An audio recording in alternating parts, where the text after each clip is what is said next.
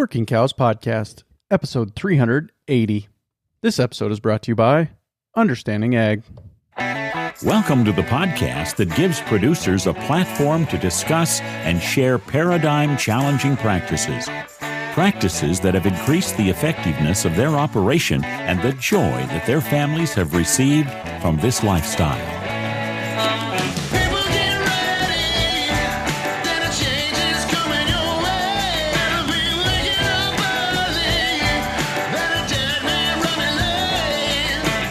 Howdy, everybody. It's Clay Conry, host of the Working Cows Podcast, recorded exclusively in the Understanding Ag studios, and this episode is brought to you by Understanding Ag. We've been fortunate to feature a number of Understanding Ag's regenerative farming and ranching experts on the podcast over the years.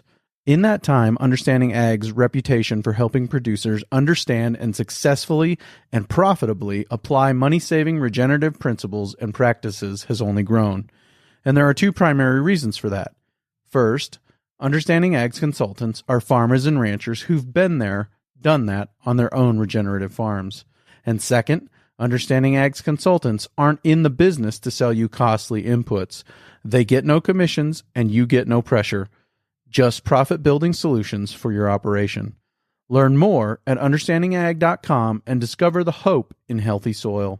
That's www.understandingag.com. Very excited to share with you today a set of Q&A sessions from a recent Soil Health Academy that I attended. I attended the Soil Health Academy hosted in Pierre, South Dakota by the Turner Ranches, and every day in the morning of the second day, I should say, we started with a Q&A session following up from the day before, and in the afternoon of the third day, because it was so hot, we went to the field first and then had our class session afterwards. So we ended the whole deal with a Q&A session as well. So I'm going to share with you both of those in a longer episode today. Unfortunately, the end of the second day, the file got corrupted, and so we didn't get all of the Q&A session for the second day.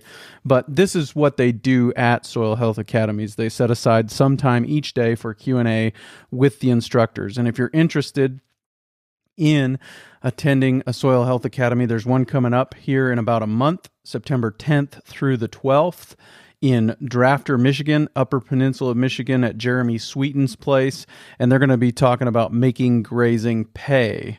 And so very good opportunity there to go and experience this, the experience I had at the Soil Health Academy in Pierre. You can have it too in the Upper Peninsula of Michigan. Encourage you to go there and check that out. Gabe Brown, Alan Williams, Jeremy Sweeten are the instructors for that Soil Health Academy taking place at Jeremy's place. An opportunity to learn about it, go and see it in the field, and even go and see what happens prior to and after a move and the difference that makes in a landscape, and get to observe it. And that's really what Soil Health Academies are about, is about teaching you to observe things. So really encourage you to check that opportunity out.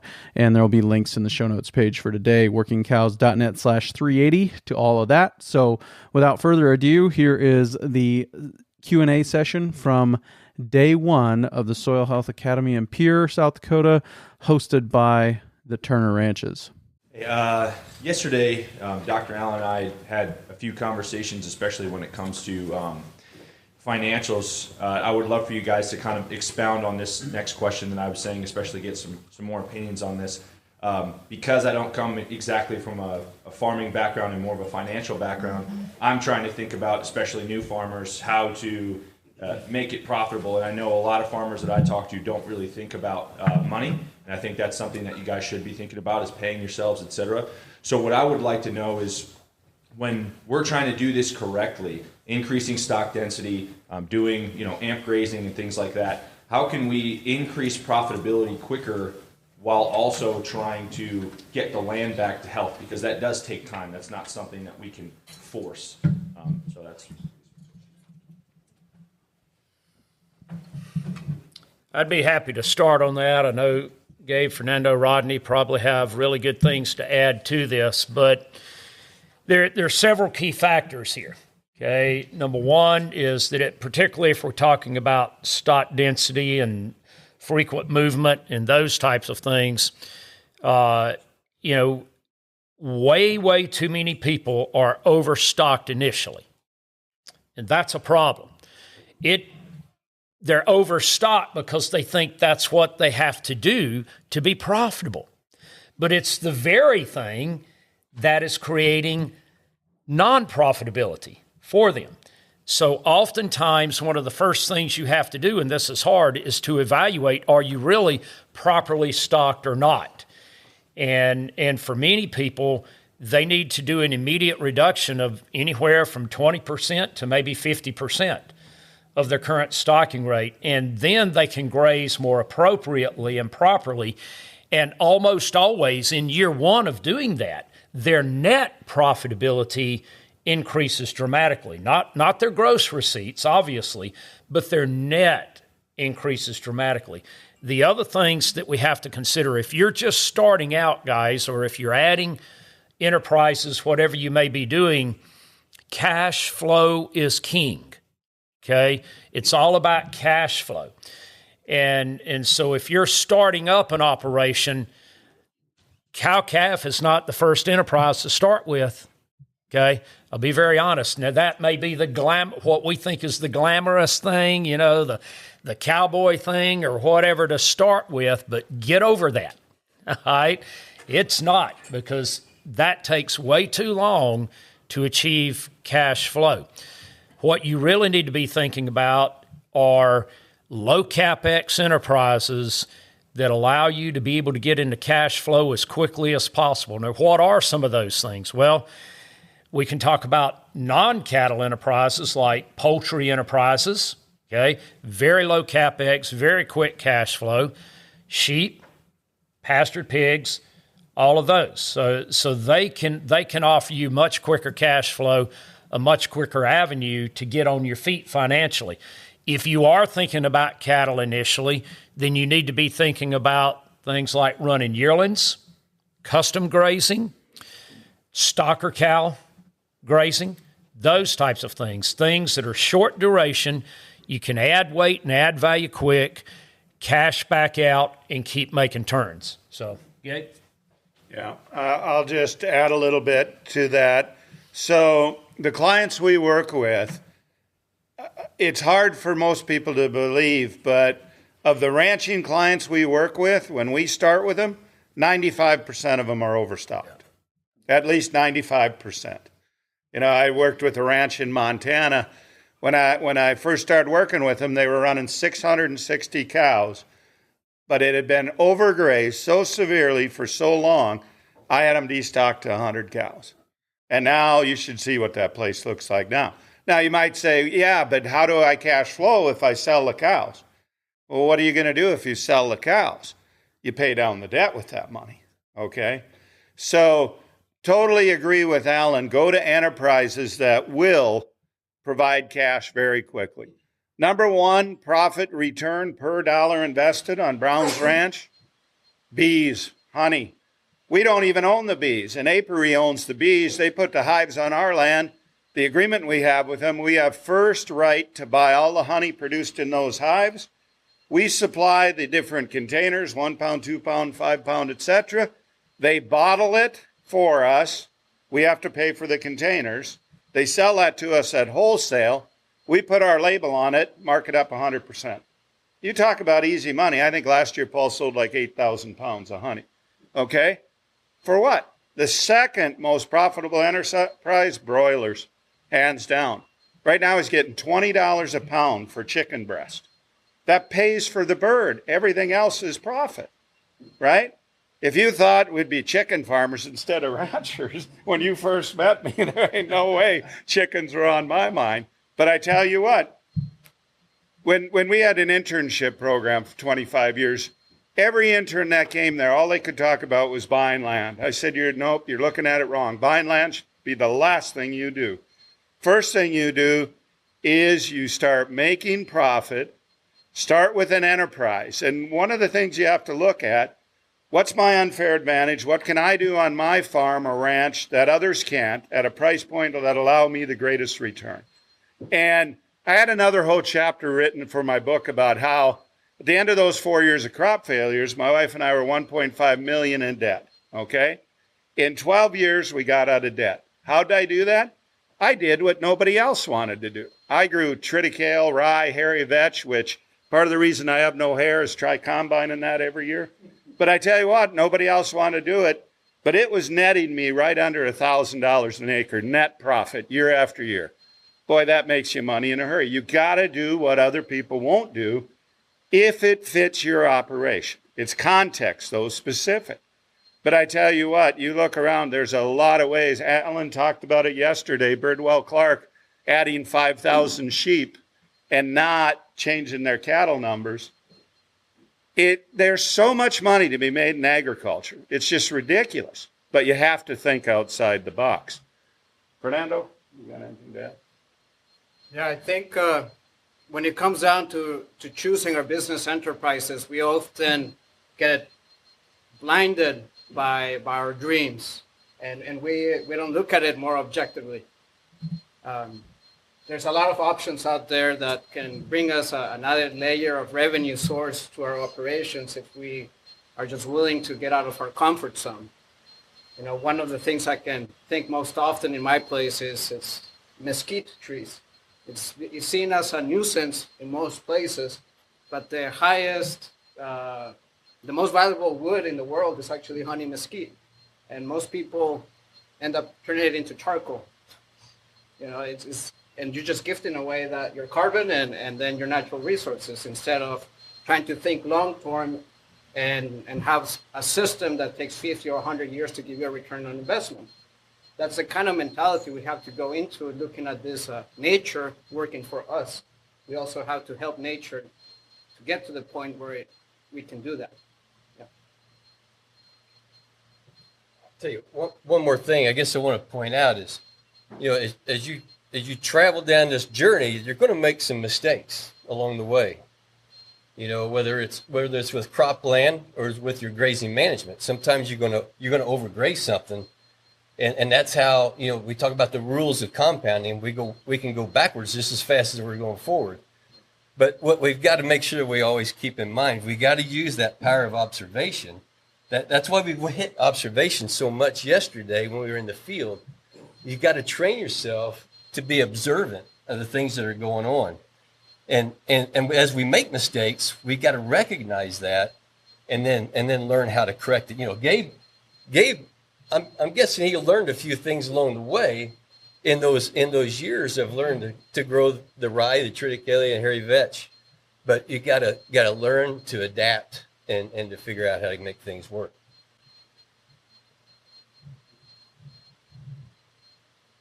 Next question. It's got to be a question.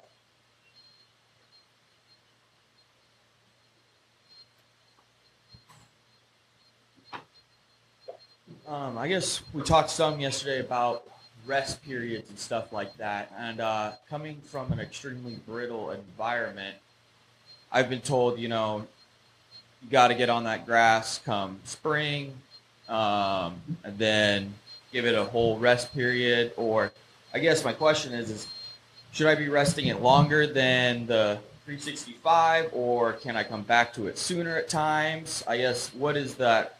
I'm not looking for a formula, but what's the idea of something only getting 8 inches of rain every year if we're lucky, and then, you know, my dad telling us it's like got to hit it spring before it dries out by July and it's gone.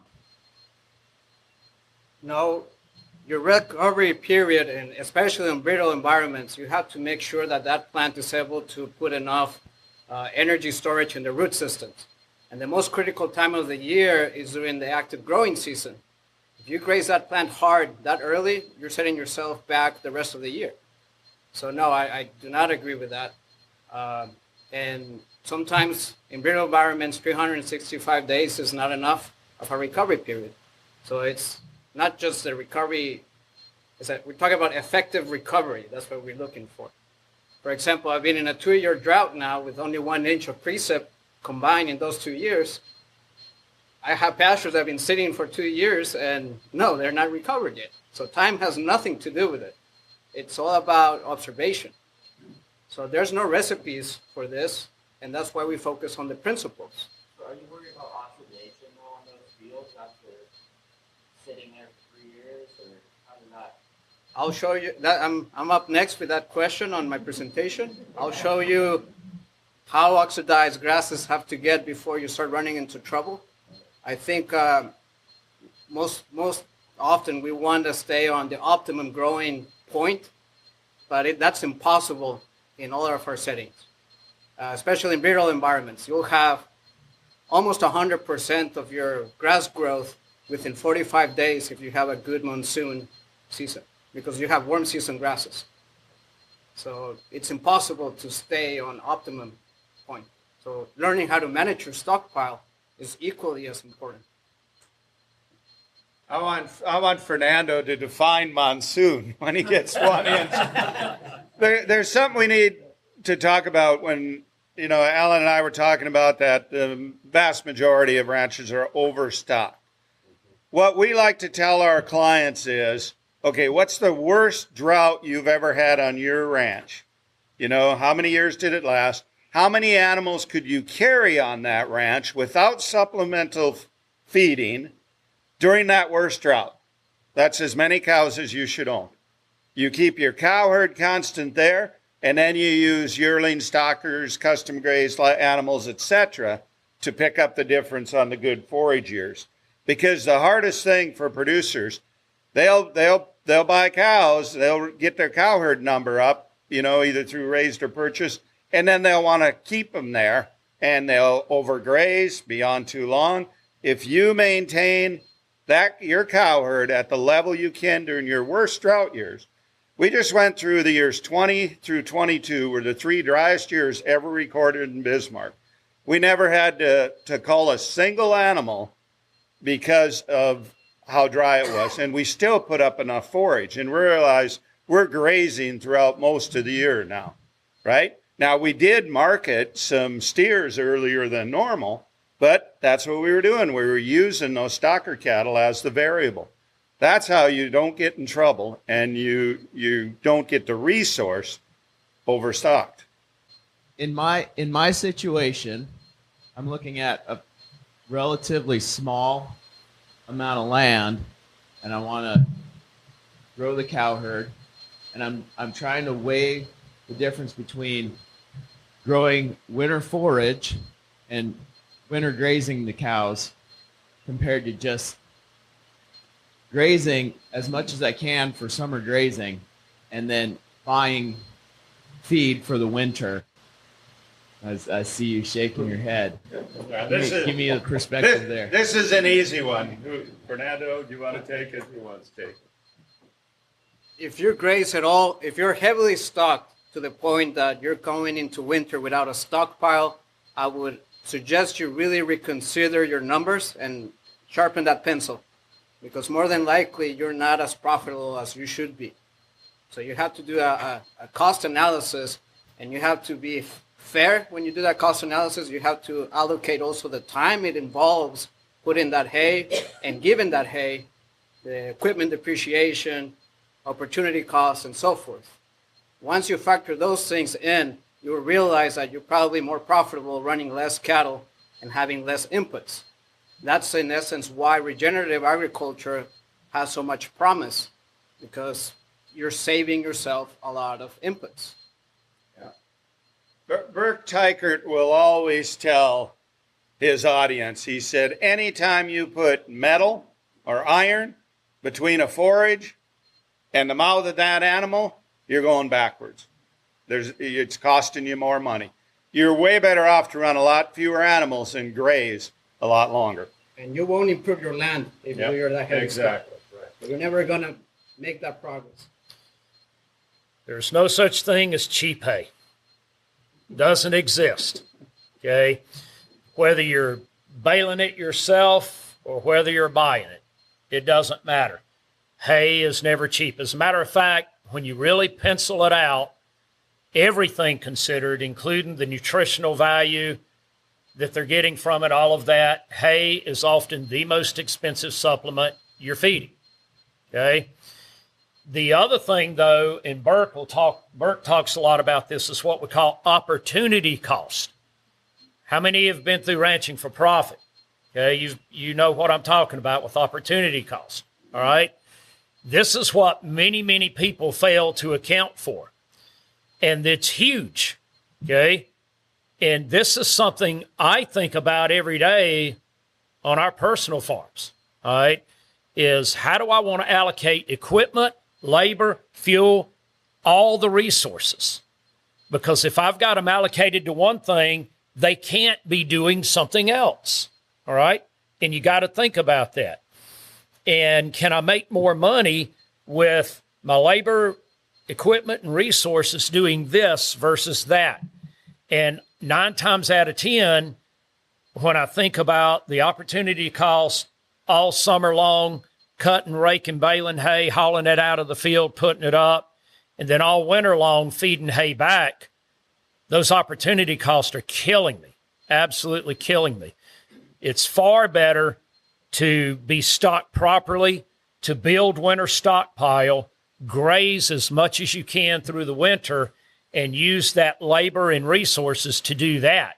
And if you're truly using the resources to do that and you're stocked properly, you will find that everything works a whole lot better and net profitability is far greater than it's ever been. And oh, by the way, and we'll get into this at some point, but the other thing that you're doing that you're not accounting for, and this is very real in terms of future profitability, is you're by stockpile grazing, being stocked properly and relying on that predominantly for the nutritional resource for your livestock, you are building very strong, solid epigenetics. You're building trouble-free herds and flocks that perform very well. Alan, let's talk about that a little bit because Fernando hit on it.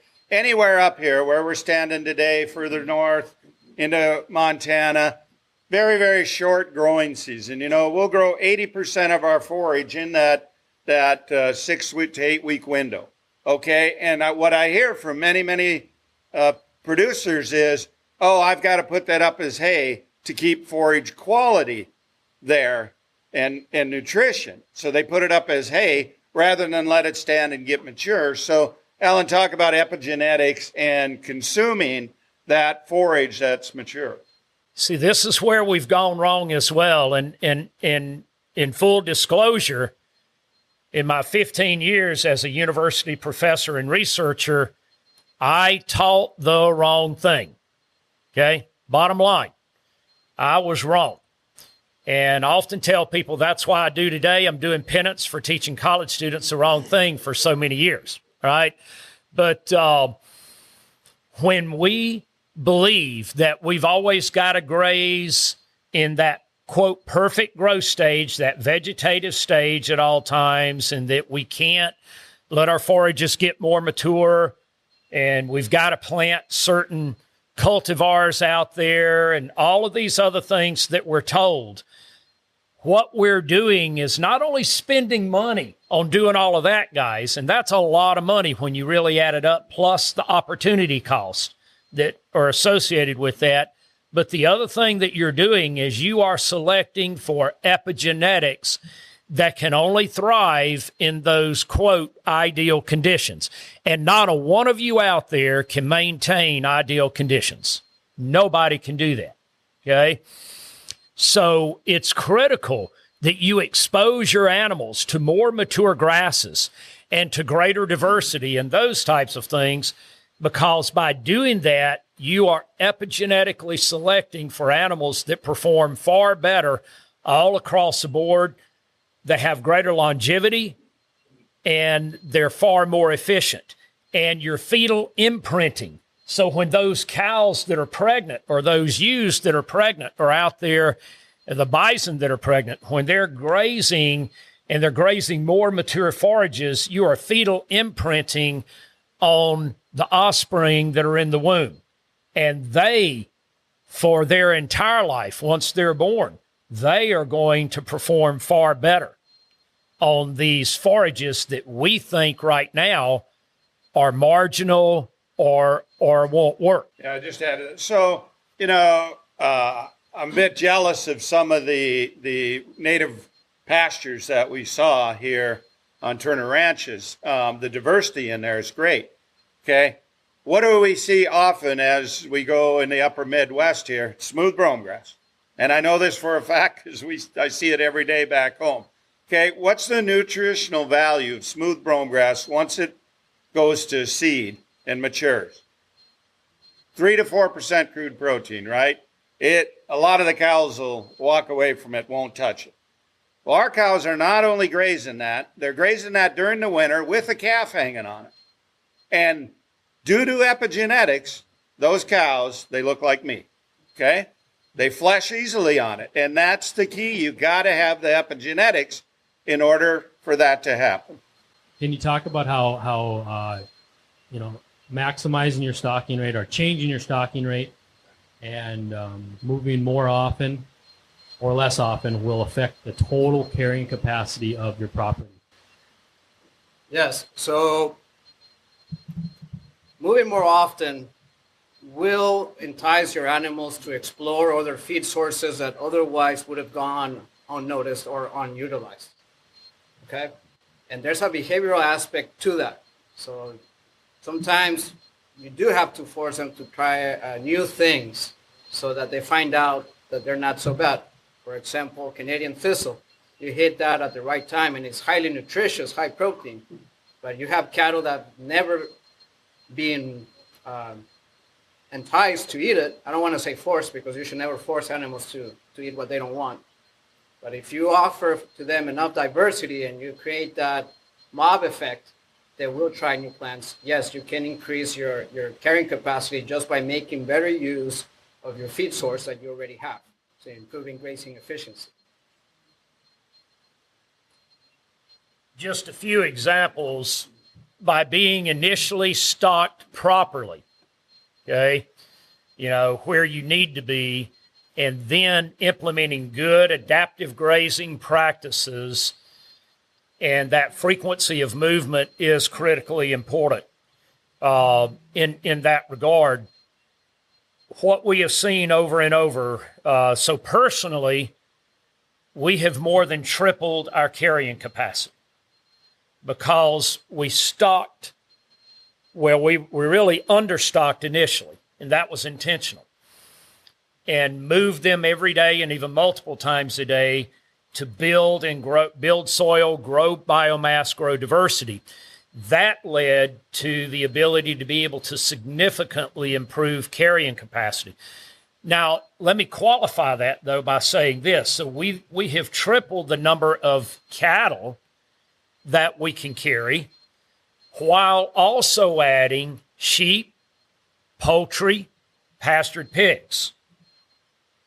So we've added multiple other enterprises while also increasing the carrying capacity for the cattle themselves. I talked about Birdwell and Clark Ranch in Henrietta, Texas yesterday. So by stocking appropriately on their yearlings and grazing them adaptively and being pretty aggressive about their introduction of the rules of disruption and intentional about that, that is what has allowed them to be able to maintain their full yearling capacity while last year adding 3,000 ewes and this year adding another 2,000 ewes to go up to 5,000 ewes. So think about that, guys. On the same acres, the same dollars, okay, you have now added 5,000 more mouths that you're feeding, and you're feeding them well and making profit on them. And Emery pushes a pencil really, really hard. I guarantee you he does. And he knows how to push that pencil hard.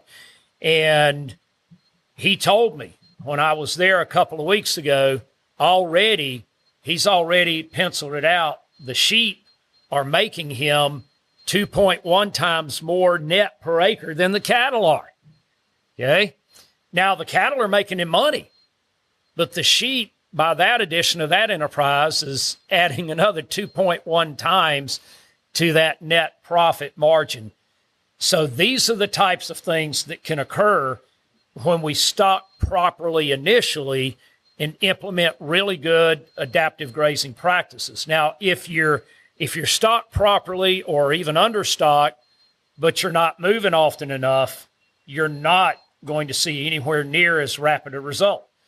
Just that frequency of movement alone elicits more forage growth. I've been watching this for 30 years, guys, for 30 years, and it does not fail to do that. So the more frequently you move them, the more grass you are going to grow.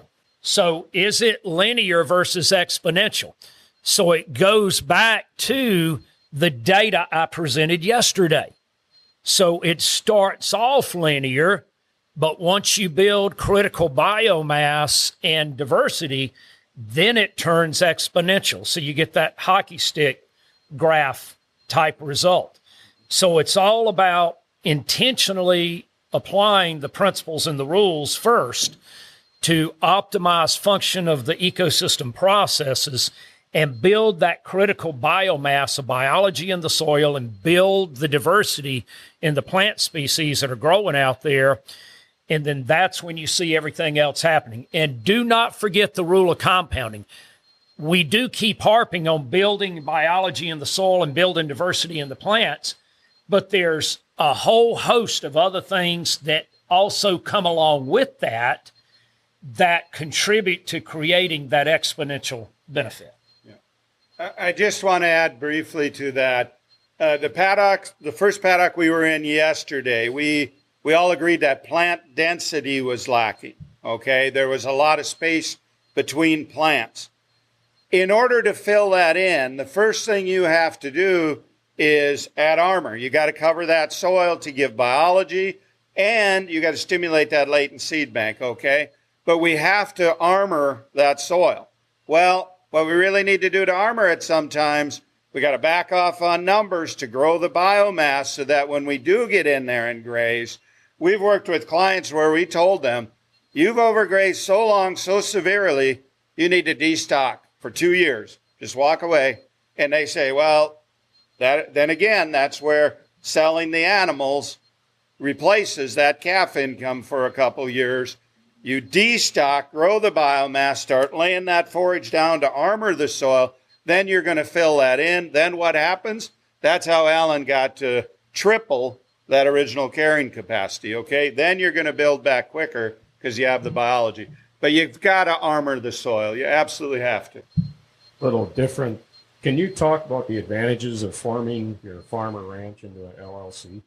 So I'll just talk about our ranch, use it as an example.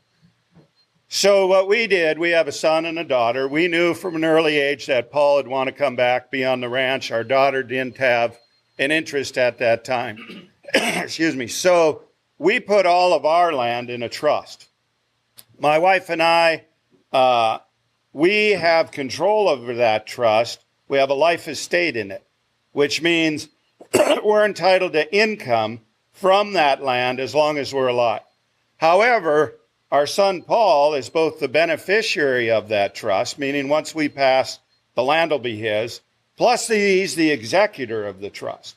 So that way our son knew from when he came back from the university that what he was working for, that land was going to be his. And we think that's very, very important to do.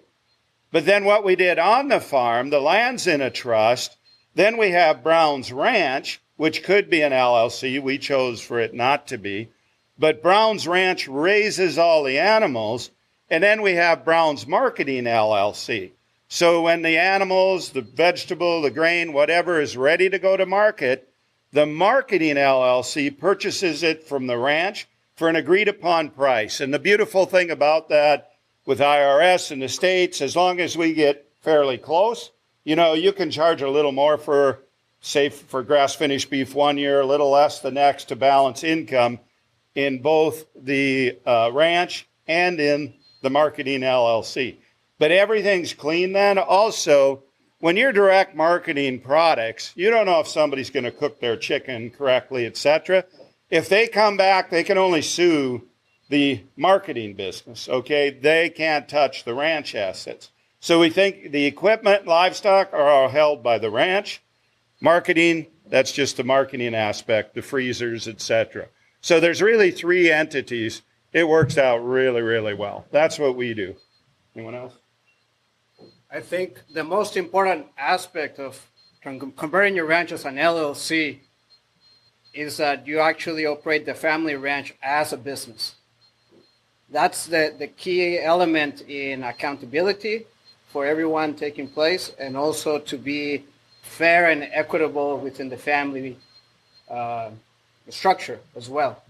Because more often than enough, things are just not clear. And we put a lot of subsidized labor into it, and family members may feel more entitled than what they actually are owed. So give that formal structure, business structure to your company, to the family farm. I think that's critical and crucial for the long-term vision of that land. We want to hand it off to the next generation and keep the family legacy. And I agree with both Fernando and Gabe, and we also have multiple LLCs. That's important, and each LLC basically, quote, sells to the other or leases from each other, whatever the case may be. So, for instance, we have the ranching LLC, we have the marketing LLC, but we also have an event LLC because we host a lot of events and that type of thing, and they're all a separate LLC, and that's important for liability reasons, tax reasons. There's a lot of different reasons that we do this. My son is the general manager now of the Mississippi farm, and he knows, like Paul, Gabe's son, he knows that, that's going to be his, right? And he has that assurance. I have 2 other children, and neither of the other 2, and they're older. My son's the youngest that's operating the farm. He's going to get the farm. The other 2 are not, okay? And he will not be forced to have to buy them out of their interest in the farm or sell the farm to pay them off. It's a done deal. He gets the farm. The other 2 get other things, right? And this is, look, I'm 6th generation. My family is now, the 8th generation is operating my family's farm, and that's separate from my farm, okay? But I've watched way too many farms and ranches lose that heritage. And I'm going to blame it on the parents, guys, okay? Not having the guts, not having the forethought and the guts and the wherewithal to stand up and say, this is what I've got to do to assure that the next generation can feasibly and equitably operate this. And instead, and I'm going to call it like it is, they wimp out and say, well, I'm just going to wait till I die, and I'm not here to see what happens, and I'm going to let the children fight it out. Guys, that's the worst thing in the world we could ever do to our children and our grandchildren. We cause that as the parents, okay? You need to deal with that when you're still alive and you still have your senses about you, and just be straight up with your kids and say, this is how we're going to do this. This particular child is the one that's interested in the ranch or the farm, and they're the ones that are going to get it. The rest of you, we're going to figure out your inheritance. But that's the way it's going to be. That's what we got to do. Yeah. I'll just expand on that a little bit. That's a great point, Alan. So what we did, before we put the land in a trust, we sat down with our son and our daughter, explained what we were wanting to do and why, and our daughter was fine with it. Now, my wife and I took out life insurance policies. Our daughter gets those. And we have off-farm investments. If there's anything left after our retirement, she'll get those. Is it equal? No. Is it fair? Absolutely, I believe it's fair. Now, I want to go back and address one other thing. This goes back to your question, Hank.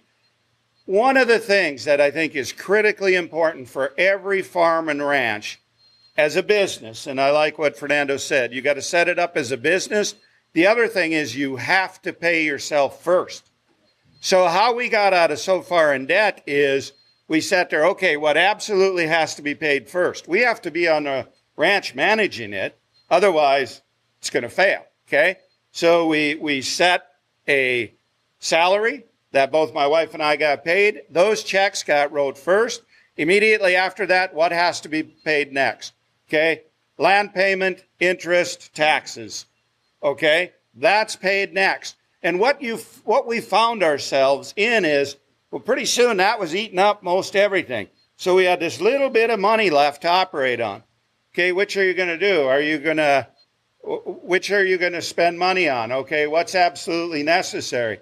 You know what? A lot of those things that we thought were necessary, vaccines, wormers, vets, okay? 22 shell cost a lot less than a vet, okay? And you know what? Right now, do you know the average cow, there's just about $600 worth of NPK and minerals in that carcass, okay? How many times do you see somebody haul a crippled animal and get $10 for it at the sale barn? You just gave up $600 worth of nutrients. That's not a very wise decision, right? But you start making decisions like that, and what you really realize is what we thought was a necessary expense, you really don't need those things. You really don't. That's how you get yourself out of debt. That's how you make money.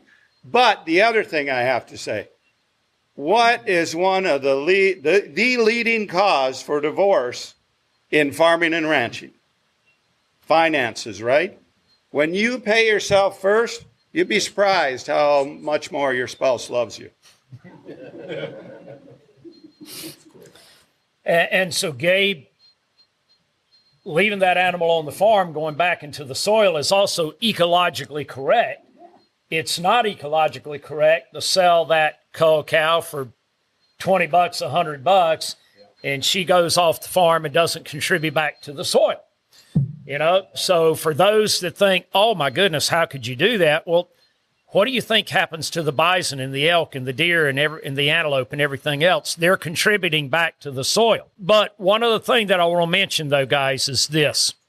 Another thing that we see happening too often are children that are adult children farming or ranching with their parents, and they're 40, 50, 60 years old, and they have never learned the business.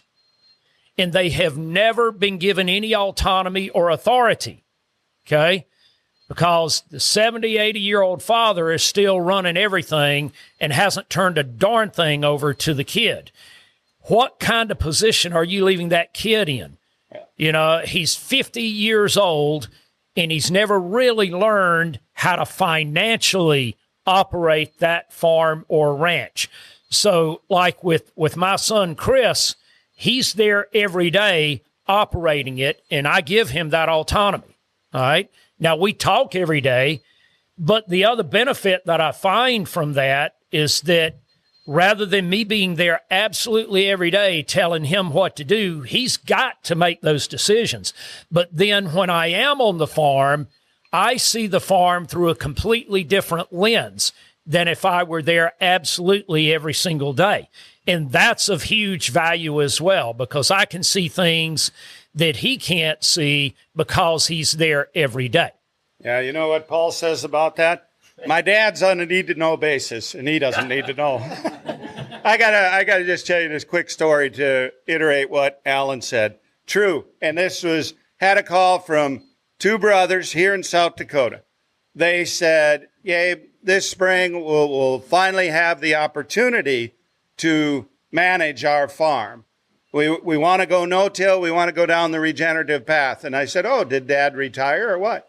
No, Grandpa retired. Skipped a whole generation. Their father never got to make a single management decision. Now, how sad is that? How sad is that?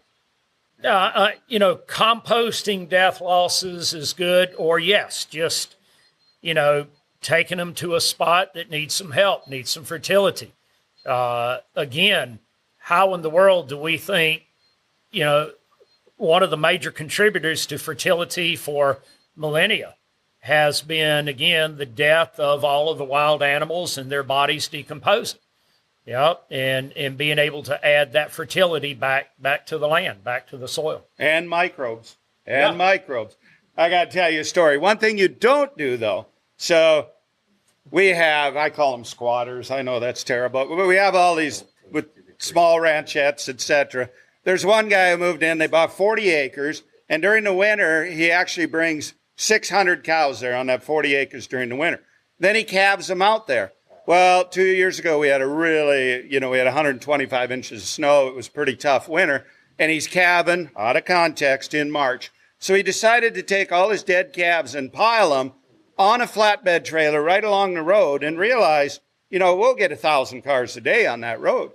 And he had this pile of dead calves on top of this trailer. And finally, I couldn't handle it anymore. I stopped him and said, "What are you doing?" He said, "People need to understand how hard ranching is." I said, "The only thing you're teaching them is how stupid you are calving out of context." Yeah. And you know me, I had to say it. Fernando, you talked yesterday about 25 gallons per head per day. Are you talking cows and cow-calf pairs, or are you talking yearlings, anything? Can you expound on that a little? Yeah, the water consumption per animal depends on its weight, the quality of the forage, and the temperature, ambient temperature, also distance to water and so forth. So to be precise on it, you don't need to be that precise. 25 gallons, I would say it's okay for 90-degree weather, a regular cow and its calf. If you have a 1,500-pound cow, then you're looking more at 30 gallons. And if you're dairy, well, you're way up. Yeah. So you want to make sure that you size that water consumption for the absolute worst time of the year, the hottest, and assuming that you are fully stocked. And not with what you have, but what you could anticipate to grow. And let me tell you guys, it is quite easy to double your carrying capacity after a few years. Tripling it, well, that might take more effort from your part. I still keep improving the land after 20 years, and I don't know what my true carrying capacity will be. So I already made a few mistakes on my water infrastructure. Let's take a quick break between the day 1 and day 2 Q&A sessions and hear a word from our sponsor today, Understanding Ag. We've been fortunate to feature some of the world's leading regenerative ag and adaptive grazing experts on our show. And many of those experts are farmer rancher instructors from the nonprofit Soil Health Academy. This year, you'll have several opportunities to experience and profit from attending one of their remarkable on-farm schools and workshops. Whether you're interested in learning more about diversifying corn and bean rotations to increase profitability, merging multiple species in marketing, grazing on the high plains and in northern environments, regenerative farming and ranching, or enhancing profits and production in your beef or dairy operation, the Soil Health Academy has a school for you.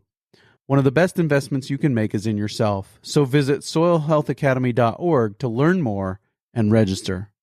Financial assistance scholarships are available. Now back to the Q&A session with day 2's Q&A session. Yeah, I think some of our neighbors, as we've kind of talked with them about what we're doing, some of their critiques is that, well, the world can't be fed this way, that the world has to be fed through industrial and production ag. And I would just like to hear your guys' perspective on that. Sure, I'll start with that one. So I grow spring wheat, my neighbor grows spring wheat, right? And yields are comparable. Now, actually, I'll out-yield a number of the neighbors. There's a few that'll have a higher yield than myself. So comparatively speaking, really close to production. Okay, but that's all they'll produce off that acre that year. Then I'm going to grow a cover crop after the wheat crop. Then I'm going to graze my grass-finished beef, grass-finished lamb. Might put pastured pork on there. Might put my laying hens on there. The bees will be in that cover crop making honey. It's not even in the same league as to who's producing more food per acre. And then when you look at the nutrient density of that food per acre, I would say that regenerative farms are going to feed the world way more abundant in high-quality food as compared to conventional farms. That is such an erroneous statement that it's almost laughable. Yeah, that's correct. And we've actually done a lot of analysis on this. And what we have found very definitively is that almost every regenerative farm and ranch is producing between 4 and 11 times more food per acre on an annual basis compared to a conventional farm or ranch.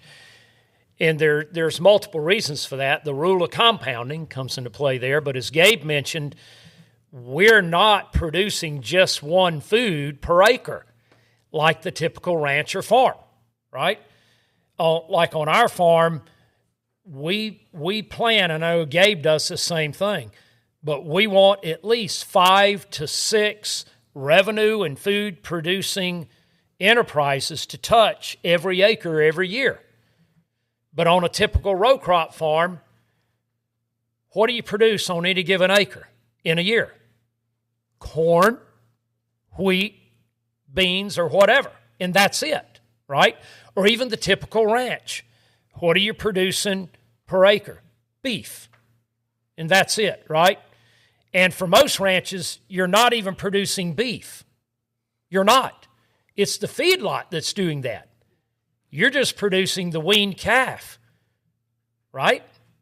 So you're not even getting it to the food stage. We're actually, in the vast majority of regenerative farms and ranchers, are actually taking it all the way to the food stage. Okay, that's what we got to realize. So 4 to 11 times more food per acre on average being produced. We're producing a lot more foods per acre every year. And what does that do for you as a farmer or rancher?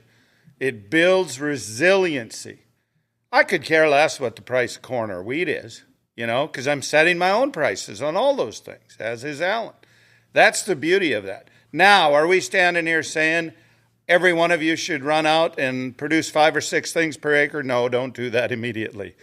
Fit your own context at what you desire to do and what your landscape allows you to do. Now, I do have, and Fernando wants to say something here, but I'll just tell you very briefly. On our website and under our resources page in our articles, it's called Blogs from Our Experts, I have an article there that does go through the math of like production of grass-fed beef.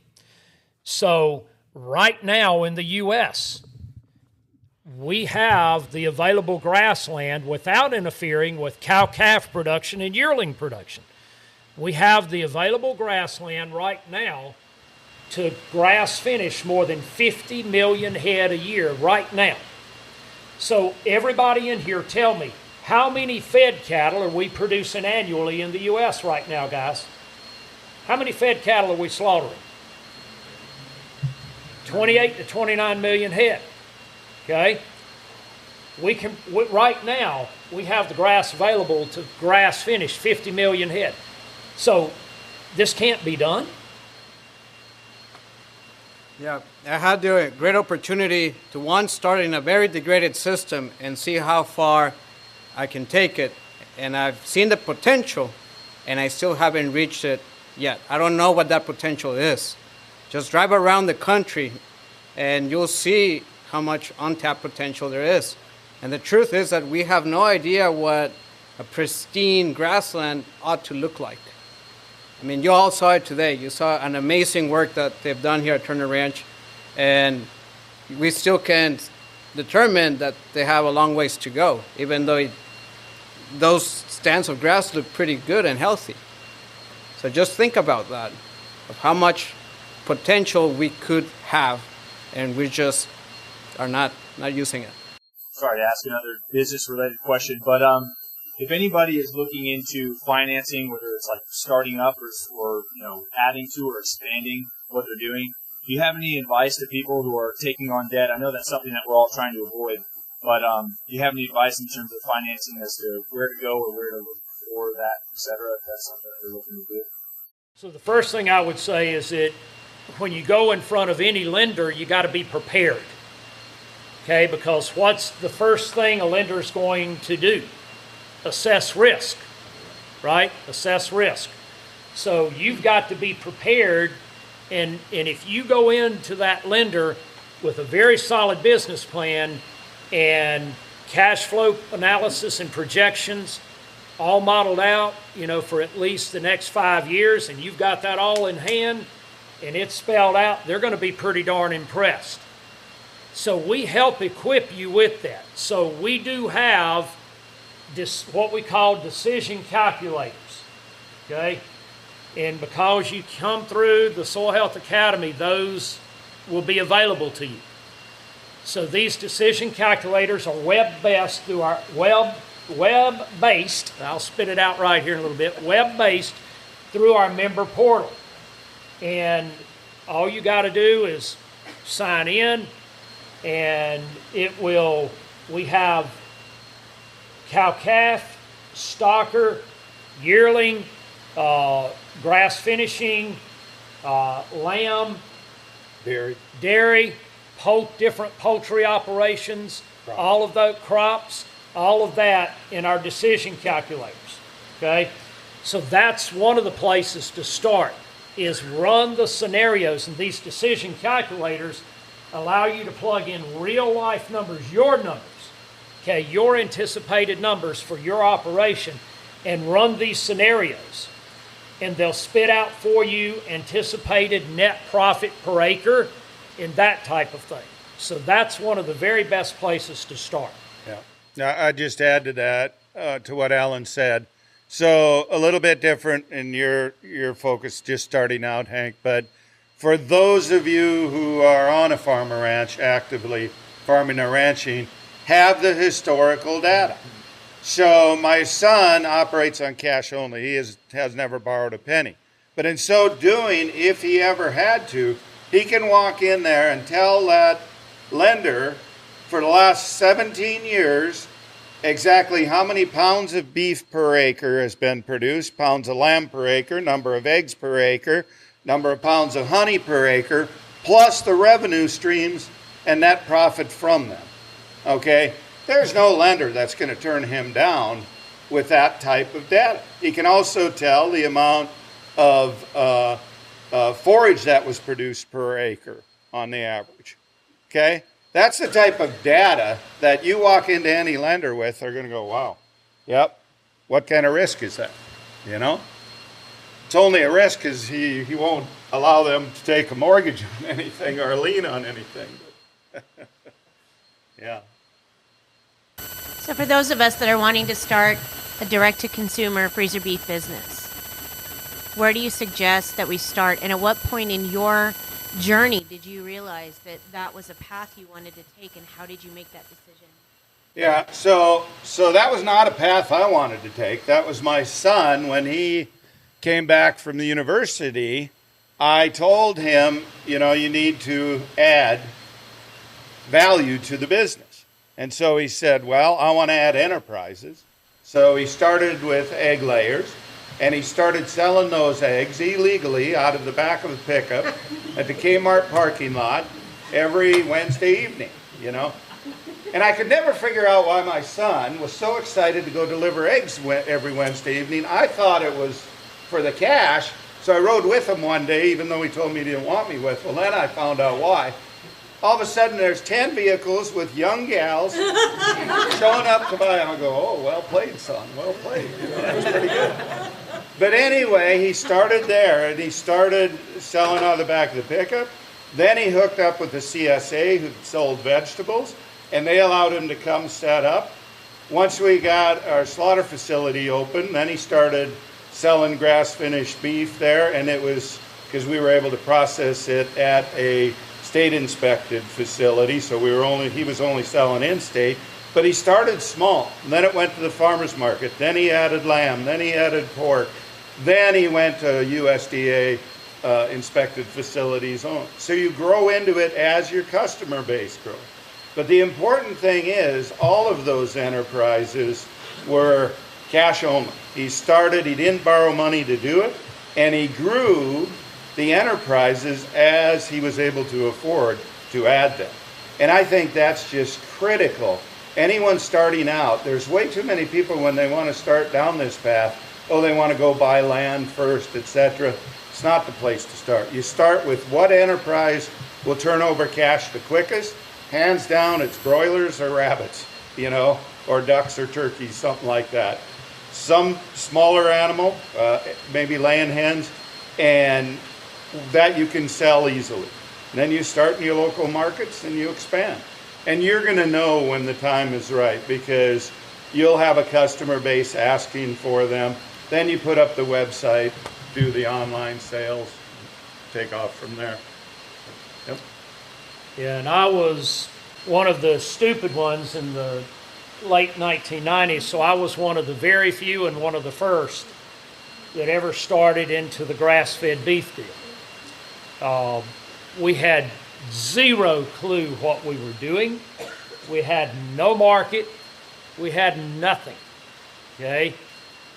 And all I knew was that I had resigned from the university and I no longer had a guaranteed paycheck and benefits and all of that, and somehow I had to make a living. And so I had to do something very differently. And I also knew that my former colleagues at the university, when I left the university, one of the things that they asked me when I resigned, they all assumed I was going to work for some big major agribusiness company, because why would a tenured professor leave, right? So I was going to work for somebody big, and everybody was curious about who that was.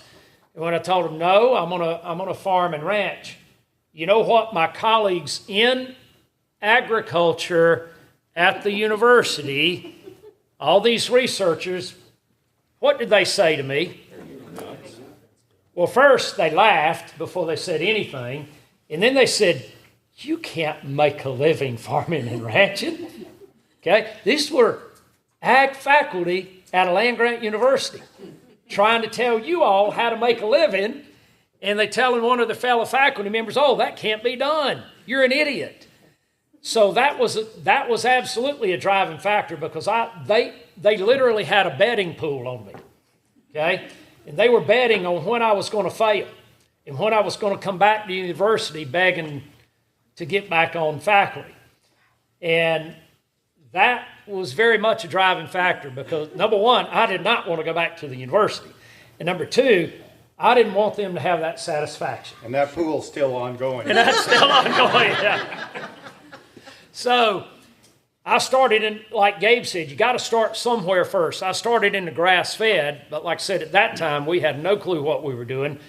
We were totally flying by the seat of our pants and had to invent it all and learn through a lot of trial and error. But then through the years, we slowly added the other enterprises, you know, the pastured poultry and the pastured pork and the sheep and the honey and those types of things. And we just, you know, continue to add enterprises. Also, don't overlook all of the other ways that you can generate income from your farm. Okay, that includes events, agritourism, you know, there's tons and tons of different things that you can do to be able to attract people to pay to be on your farm. Yeah. Paul, my son, gets $100 a day for people to come and watch birds on the farm. Audubon was out here earlier this spring, and in one morning they documented 105 different nesting bird species on the ranch. People want to pay for that. Hey, take their money. You know, take their money. Yep. So, Alan, answer this question. What is the only form of agriculture that has increased in growth over 20% for 25 plus continuous years? Pasture proteins. Absolutely. Yeah. As a matter of fact, commodity proteins have shrunk, okay, during that same time period in terms of total market share. It has been the pasture proteins that every year since the year 2000, we have seen double-digit growth every single year, and that's continuing. It's not slowing down. So what is that also telling us, Gabe, about the consumer? The consumer is demanding it. So I started raising grass-finished beef for my own family, even though I was producing commodity-type beef. But when we saw the trend line and the statistics, it was like, well, that's a no-brainer. We want to be a part of that, not that. And the indication that trend line is continuing to go up is that you can get $20 a pound for chicken breasts. I've seen frozen whole chickens for $32 a piece. Alan, what does Glenn Huizinga get for a 12-ounce New York strip? Elzinga. Gosh, Glenn Elzinga, at Alder Spring Ranch, he's getting over $40 a pound. No, it's $112. Oh, $112 now. For one 12-ounce New York strip. Okay, guys, and so Gabe, to that point, and I think you brought this up, but one of the major grocery retail chains in Europe has now made a commitment for what? What is their commitment? Yeah, so in May I was invited over to give the keynote presentation at Waitrose. Waitrose is somewhat similar to the Whole Foods of UK. They have 352 stores. They announced that day at that conference, they put on a conference every year for their farmers and ranchers who supply fresh produce and products to their stores. They're so going to source 100% regenerative products for all of their fresh produce, including meats, eggs, dairy, everything by the year 2035. And so they've actually, right now, Regenified, our certification verification company, is over there verifying some of the farms. So you talk about a store making a major commitment. And I'll tell you another thing. Whole Foods in the U.S., they accepted the Regenified standards. Regenified is the only USDA FSIS approved regenerative label that can go on a label. So we're pretty excited about that one.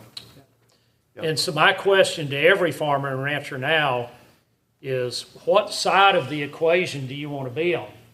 Do you want to be on the side that is falling behind in market share, or do you want to be on the side that's actually growing very fast, and not just here in the U.S., but globally in market share? What side do you want to be on?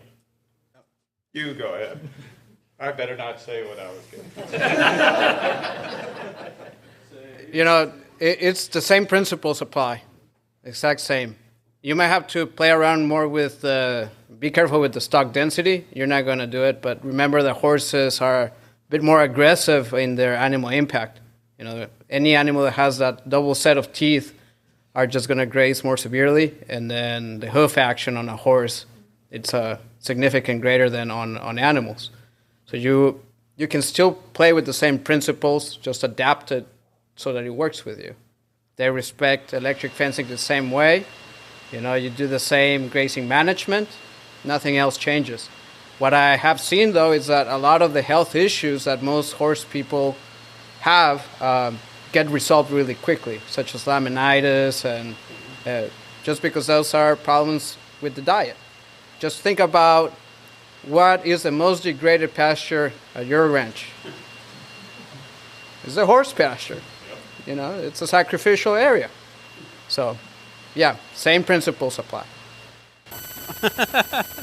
If all of our diet items were regeneratively raised and in balance, does any food scare you? Like we got all these fad diets, carnivore and low carb, high fat, and all this stuff. Like if our diets are balanced properly and regeneratively raised, is it really as important to have some of those things? So if the vast majority of foods that we were eating were regeneratively raised, then really we need to be eating like we've been talking about our livestock and wildlife eating. We need to eat a wide variety of foods, and have a very diverse diet. So the work of Dr. Fred Provenza shows that given the diversity, the opportunity, that both wildlife and domesticated livestock will eat from 50 to over 80 different plants a day, plant species a day, okay? So that's how we need to eat if we can truly get healthy, nutritious foods. Then we can have a quite varied diet and be very healthy. Yeah, so the work Regenified is doing, they have an agreement with Dr. Van Vliet, and they are testing the grains, fruits, vegetables, proteins that are being grown in and on these Regenified farms and ranches. And the goal is to prove this out, that not only can farmers do what's necessary ecologically to improve the landscape, but also they're producing food that truly can be used as preventative medicine. And it's our belief, one of the reasons we formed Regenified, is that we wanted to reward farmers and ranchers for the good work they're doing and to educate consumers, give them the confidence that, hey, if you buy this product and it has the Regenified seal on it, you are truly helping yourself, the food you're putting in your body. It can be used as preventative medicine, but you're also doing what's right for the environment.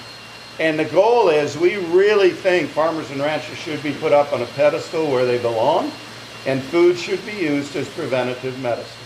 That's our goal. That's what we're trying to do. And we're very fortunate. There are brands and stores, supply chains that are going, yep, this makes sense. We want to move down this path. Now, what Gabe just said, though, guys, again, goes back to what side of the equation do you want to be on? Because, again, like Waitrose, that's committing to 100% of their products in their stores by 2035 be regeneratively produced. What does this mean? That if by a certain time you're not going to have very many market options anymore. Okay, you're going to lose market options. So again, be ahead of the curve, guys. That what we're sharing with you is critically important, because you're not hearing this from the commodity sector. And this is really truly happening, guys. We're not blowing smoke on this. Okay, this is what is actually happening out there.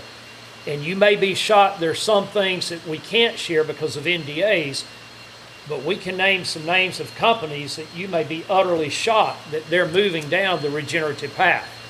And they're major global food companies. So again, be thinking about this, because do you want to be the ones that are told, nope, we no longer want your product at any price? Or do you want to be prepared for these fast emerging markets? Gabe, I told you I had questions. So, talking to a few people, and I know I mentioned to you the other day about transitioning farms.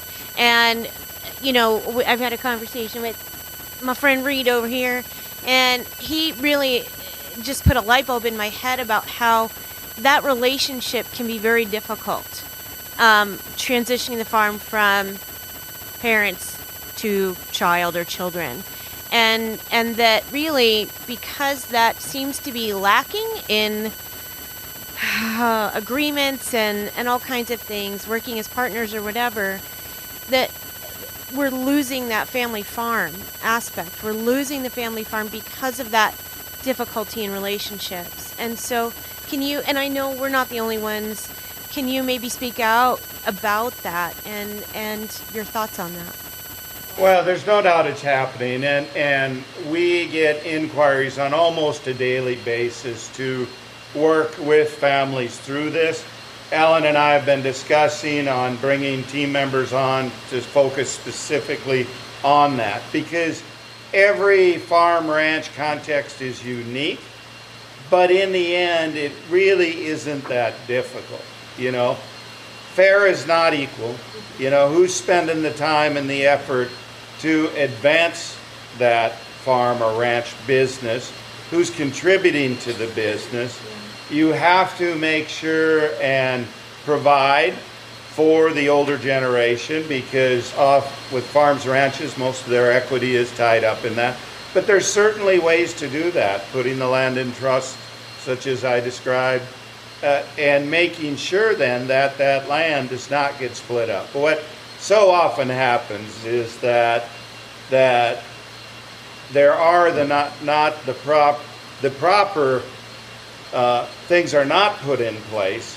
So then when the older generation passes, it gets split up, and we have this fragmentation of the farm or ranch. And that's really sad. And there's no reason for that to happen, you know. And we're often contacted by a farm couple that does not have a child who wants to come back to the farm, or a relative, and they're looking for help. How do we transition that to somebody? So we're actually always looking out for young farmers, ranchers, others who want to get into farming and ranching. And I think that's really important, that if you're truly going to have a regenerative farm or ranch, it needs to go to the next generation, family member or not. I don't think that has to be cast in stone. You know, and I made that very clear with our children that if neither one of them wanted to farm, they weren't getting the farm just so they could sell it. No, too much sweat and equity into that thing. It was going to somebody else. But we can do that, and we're trying to address that. One of the things, yeah. Just out of curiosity, you said the most degraded soil was Central Valley, California, and I was just wondering what the best soil or the most remediated soil you've seen is. Brown's Ranch, Bismarck, North Dakota. No, that was number 2. No, I'm kidding. You know, that's a very good question. Okay, one I haven't been asked much. I would have to say there have been places that there's a few places of remnant tall grass prairies that are really, there's one in Minnesota, there's a small one in Iowa that are a sight to behold, where you can truly, I think there's one down in the Black Belt, right, Alan, down there. Some of those quote unquote native landscapes, and I know that even those have changed. When you're looking at 100+ species, you know, that was what was so nice yesterday out on Turner Ranches here, over 50 species just in that little area. 75. You know, well, that's what they counted. We counted just over 50. But when you don't see that often, when you're used to looking at monoculture, any of those we need to take in and appreciate. Yep. Alan, do you have anything to add? You don't want to be as arrogant as me and say number 1. You know? I think I'd like to add that you're falling into that mindset again of what's the best soil type of situation. In reality, you'll be surprised that even at your own place, you can find little pockets of what it can be. So try to grow those out. Yeah, and I don't think any of us know what it can be. You know, I don't know what it can be. I mean, we've seen some awfully productive landscapes, and we don't think it's anywhere close to potential. Again, relative to what Fernando just said, we try to find what we call biological hotspots, and that's on our own farms or any client's farm or ranch that we go to. That's the first thing we do. We never try to repair their worst areas or worst soil first. That's a losing battle if that's what you're attacking first. Rather, what you want to do is you want to find the very best areas, and that's what's going to be a biological hotspot. It's going to have better soil biology, better diversity. And hydration. And then you start there. So you focus your efforts there first and use your animals as a tool to move that biology and that diversity out. And we call that the biological ripple effect. And what we see is that, so for instance, if we bale graze, you'll initially create a hot spot within a certain radius. But if you continue to manage it well, then it will radiate out from there and continue to grow. Like throwing a pebble in a pond, the ripples start close to where the pebble entered and then keep expanding, right? And it's the same thing with what we call high density, low density grazing. So if we do ultra high density strips and then a lower density paddock right beside it and just keep alternating that, then on either side of that high density strip, you've created a biological hotspot within that high density strip. But then on either side of it, the biology and the diversity starts spreading out. Okay? So take advantage of the biological ripple effect. It is very real and it works. And it'll greatly speed your pace of progress over time. So we're about a year out before we have Wagyu and for packaging. And, you know, I've been in high-end sales for a lot of years, but it was face-to-face. So now our world has gone virtual. And so do you have any suggestions about getting our product, or any of the product out there out there to the masses, there are so many courses I'm over inundated and kind of frustrated with. And because it's just massive. So how did you two get your product out there? And what did you do? So first you have to have the product, that the consistency and the quality to offer. Too many people go, try it now, it's easy, you're producing eggs.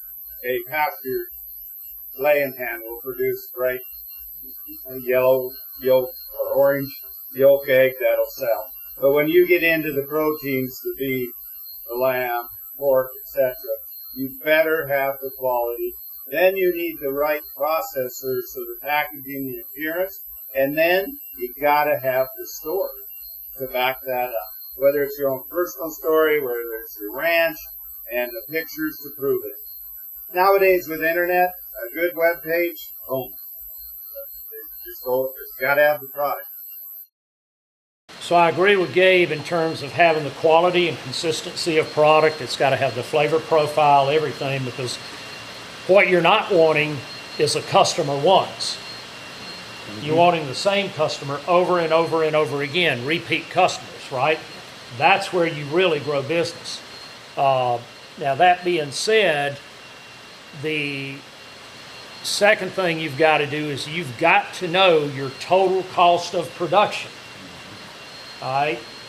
You must know that, guys. You can't not know that. And that means the total true cost for live animal, and then for all your processing, your transport, processing, packaging, cold storage, sales and marketing, all of that. Okay? You've got to know the true cost. And then and only then can you properly price your product. The worst mistake you can make is go look on everybody else's website and say, well, that's where I'm going to price my beef or my pork or whatever. No, never do that. You can do that to get a gauge of range in price for people out there, but if you price it based off somebody else's product, whether it's Gabe's, mine, or whatever, that can be a big mistake for you, because you have no idea whether you're pricing it to be able to achieve a desired margin, net margin, right? You've got to achieve a net margin or you're out of business, no matter how good or consistent it is. You have to have all expenses in there, including your own labor has to be in there. Yep. Be honest. You got to pay yourself. Okay, so every single expense must be in there. We can help you do that. We've done that over and over. Now, you're starting with the absolute hardest product that there is, beef. And here's why. Because a beef carcass, a hen lays an egg, you've got a whole unit, you're selling a whole unit. Okay, a chicken, a broiler, there's not very many parts and pieces I can divide it in, and I prefer to sell them as a whole broiler. Okay, but a beef carcass, you've got 30, 40, 50 or more different SKUs. And they're not all the same proportion, and they're not all the same value. Okay? And like Wagyu, okay, well, the middle meats may have a very good value, but you still got a whole bunch, more than half that carcass is hamburger.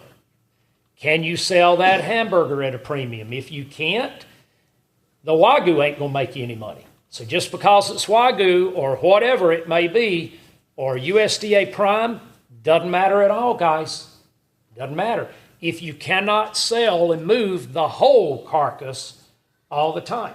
And here's the deal. You not only have to move the whole carcass like in a beef animal, but you also better be moving the bone, the organ meats, and all of that.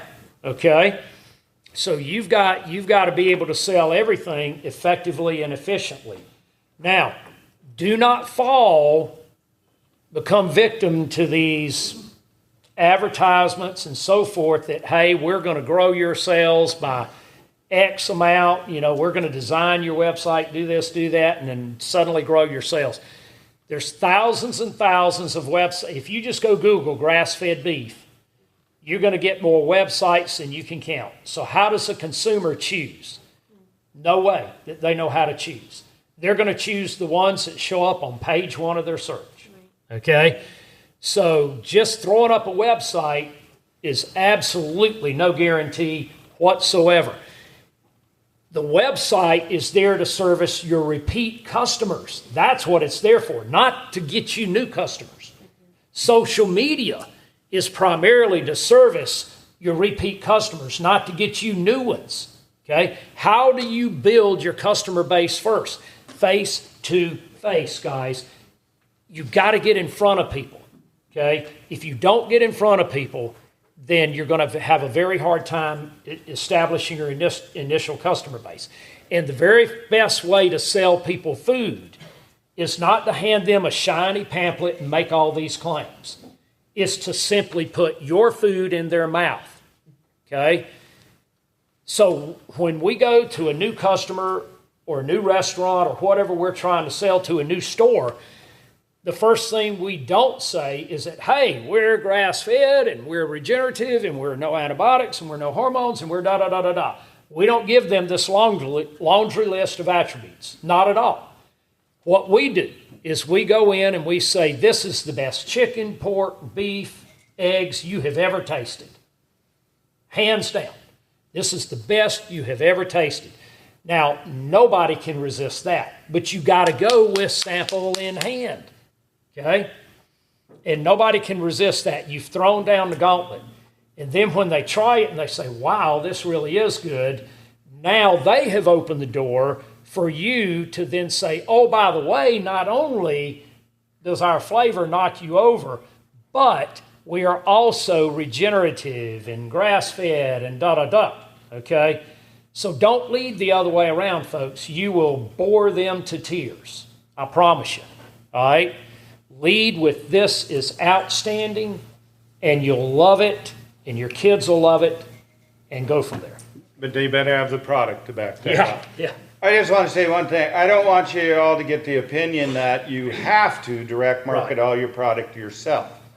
There is real growing demand out there from brands, etc., who want to source regeneratively grown and raised. As I said, there's nothing wrong with selling into those markets also. And you can sell at a premium into them. Right now, there's some really good premiums in there. And it's easier. Yeah, I promise you, direct marketing is not for the faint of heart, guys. And here's the deal. You, okay, one of you has to focus on production, and one of you on marketing, whichever it is, okay? But you as an individual, or you as an individual, or you can't do it all, okay? And if you're trying to do all the production and all the sales and marketing, you are going to fail. So you've got to divvy this up, and you've got to have somebody that's in charge of production and somebody that's in charge of sales and marketing. One thing I would say on that is social media isn't a place to sell things. It's a place to generate leads. You know, if you're always out there saying, buy this, buy this, buy this, that's going to kill your following faster than anything. It's all about showing them pictures. Why does Glenn Elzinga sell his steak for what he sells it for? Because he's got 7 millennial and Gen Z daughters that know how to take a picture of a picturesque setting and write a post about it and tell a story that captivates people's attention. And Okay, as an example, to back that up, so we produce a lot of things on social media for, you know, our customer base and the people we're trying to target. And it's not buy this, buy this, buy this. Okay? It is education. And it's unique education. Like one of the things we're doing right now, we call the real cost of your food. So everybody thinks we're competing against cheap food, right? Are we? Are we? What is the real cost of what we call cheap food? Let me give you some examples here. Okay. How must you price food to determine the real cost of your food? By the pound. So you got to take every food you buy and put it on a price per pound basis. Now the food industry is brilliant in that they want to price everything by the package so that you have no clue what you're paying per pound. Okay? So let me read off some things here for you folks. This may shock you, okay? All right. Jack's Link's beef jerky. What do you think you're paying by the pound? $35.31. $35.31 a pound. Guess what? You can buy my filet mignon all day long for that. Which would you rather have? Yes. Okay? You can't buy mine. Can't buy Jake's for that. Okay? So, baked Lay's potato chips. What are you paying by the pound for baked Lay's potato chips? $12.26 a pound. You can buy grass-fed ground beef for cheaper than that all day long. Okay? $12.26 a pound. So is that a cheap food? No. No, it's an incredibly expensive food. What about a Kind bar? I've seen some of you eating those this week. What are you paying per pound for a Kind bar? $15.22 a pound. Wow. What about a Cliff Builders protein bar? You're paying $12.77 a pound. Okay? Now what about Doritos? $10 a pound. Okay? What about Special K cereal? $9.66 a pound. Cheerios, $8.65 a pound. Sun Chips, $11 a pound. Communicate this to your customers, guys. It resonates with them. And then they're like, oh my God, you're a bargain. I never realized that. See, but we fail to communicate. We fail to educate. If you bought, what is the cost of that beef in a McDonald's quarter pounder? By the pound. For you buying quarter pounders at a McDonald's, what are you paying for a pound of McDonald's hamburger, which is the cheapest of the cheapest of the cheapest? $15.63 a pound.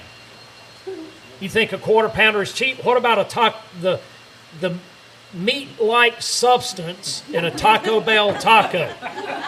Okay? In a Taco Bell taco, what do you think you're paying for that per pound? Over $25 a pound.